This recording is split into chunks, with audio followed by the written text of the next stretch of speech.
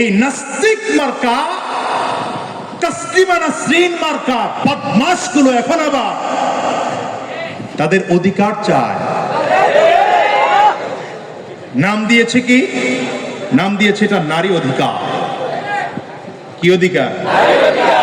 এই কথা বলেন, কি অধিকার? নারী অধিকার কি এটাই তো তারা জানে না। নারী অধিকার চেয়েছে। এখন কি চাইলো? বলে আমরা যে পতিতা আমাদেরকে লাইসেন্স দিতে হবে। নাউজুবিল্লাহর পাওয়ারটা মুসলমানের, এটা 5ই আগস্টের আগে হইলে ঠিক আছিল, কিন্তু 5ই আগস্টের পরে এই নাউজুবিল্লাহর আওয়াজ মানায় না। আরো জোরে বলেন। এরা বলে পতিতার লাইসেন্স চাই। কি কথা বলেন না কেন? আচ্ছা আমি এটা একটু পরে রাখি, আমি আগে বলি আপনাদেরকে। একজন লোক চুরি করে, আপনার কাছে এসে বলল, চেয়ারম্যান সাহেব আমি চুরি করবো, এটার লাইসেন্স চাই। কি কথা? আমার এই পেশাটার কি দিতে হবে? বৈধতা দিতে হবে। কে কে দিবেন? হাত তোলেন। কথা বলে না। একজনও নয়। একজন লোক ডাকাতি করে,